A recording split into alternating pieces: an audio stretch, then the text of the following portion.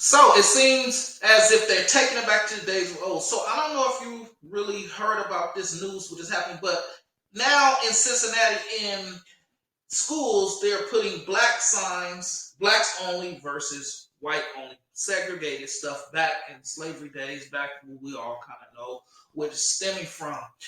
And it's baffling because hate is real. And this is a situation that we have to face dead on because we are pretty much living this every day. Racism is hate.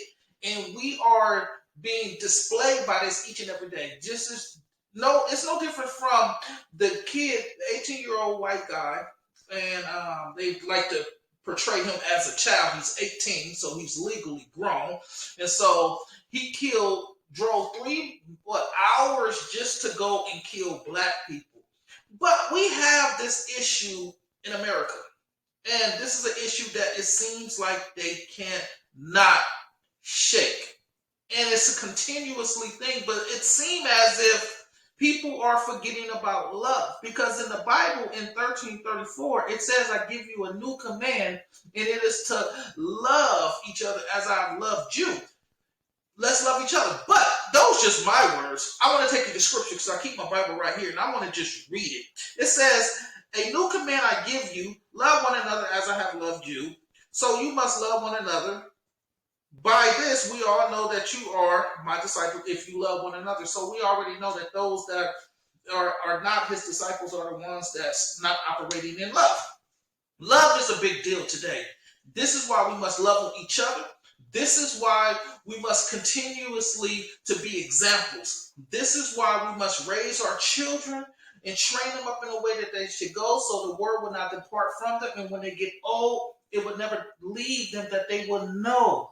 And a lot of hate stems from parents, from the household. It's not, this is where it really stems from, because, let me tell you a quick story. Just hang on. So I was out with my daughter, and she was playing with a white boy. And they was just playing, and all of a sudden, the parent called her, get over here. And she was upset.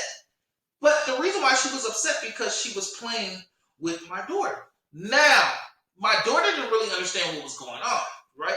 And I still didn't tell her what was happening. It was a hateful situation because she was black and he was white, and he ran off to go play with her, and the mother didn't like it.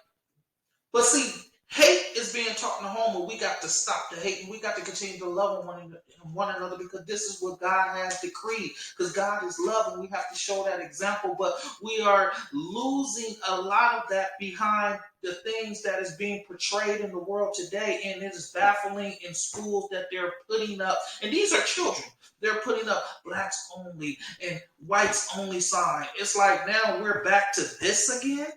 And it is crazy because this is something that needs to be addressed. And it's not addressed because people is not speaking about it, because people are still operating in hate and in racism. And racism comes in all types of shapes and forms. It just doesn't come as in, you calling you the N-word, or, racism. It comes in all ethnic backgrounds. You can be black and be racist. You can be Hispanic and be racist. But see, this is the thing.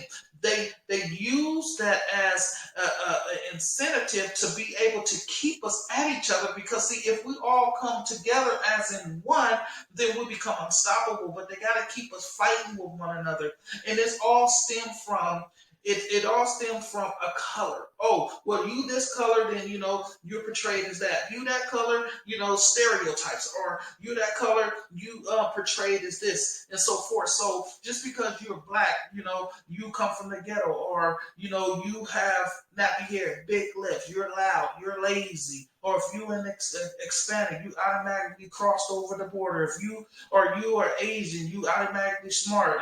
You eat this certain, or just because you were white, you're trailer trash, or you're all kind of stuff that they come up with, right? And it's very degrading. It's nasty. It's ugly. It's disrespectful, and it's pretty much not pleasing to God. And He does not like that. But see, He doesn't like it when we, The people are not doing anything about it because why? For the love of many will grow cold, and we're seeing that right now. And this is why we have so much chaos in the world today because it stems from hate. And this is why you have so much killing. This is why you have so much separation upon the church. This is why you have so much destruction. And this is why we're faced with so much evilness and so much wickedness in the world today because it stems from hate. And racism is ugly. It's an ugly thing because it hurts people. It kills people. It causes people to commit suicide.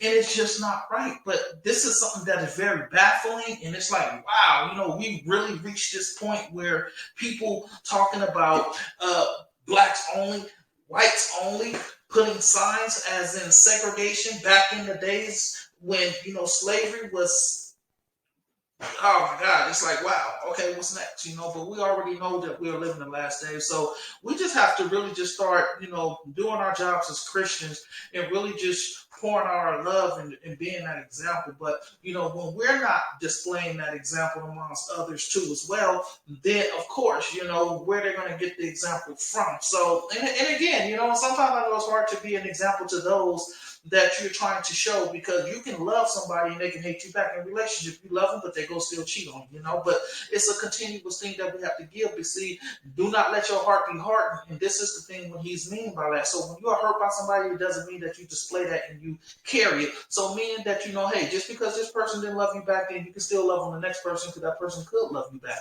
So here, this is the thing that we must work on, but this is something baffling. It's just like, wow, like it is really getting to this point. It is really going that far. And here's the thing, in the schools, that's a whole nother thing. They didn't do anything about it until months later. So they knew of the situation. Then all of a sudden, when it started getting publicity, when people really started, then now they want to do something about it. Just like bullying in the school. They don't do anything until somebody really gets hurt or somebody commits suicide or somebody come back and shoot up the schools. We have to address the situation when it's happening. You cannot wait. And this is why things are spearing over, meaning that, when there's a problem, it needs to be addressed. It needs to be fixed. It cannot just sit and wait because you allow more stuff to pile on top of it, just like a check engine, like your car. If you keep driving the car, then you're going to continue to whatever the situation is going to get worse. But if you address it right when the light comes on, then you can fix that problem and save yourself another $500 to $600. It's not rocket scientists, people. It's all about using your common sense, using your mind, and thinking and operating what we should be operating in and love. And the reason why a lot of people ain't got love because they ain't got God, and that's the real thing. So we got to put God back in the equation. That's why they're taking Bibles out of school. When you take God out of everything, you're gonna always have a problem like this. Because why? Hate is of the devil, and the devil hate God. So therefore, he is trying to turn love around. If you flip that word around, what is it spelled? EVOL, evil. There you have it, folks. God bless you.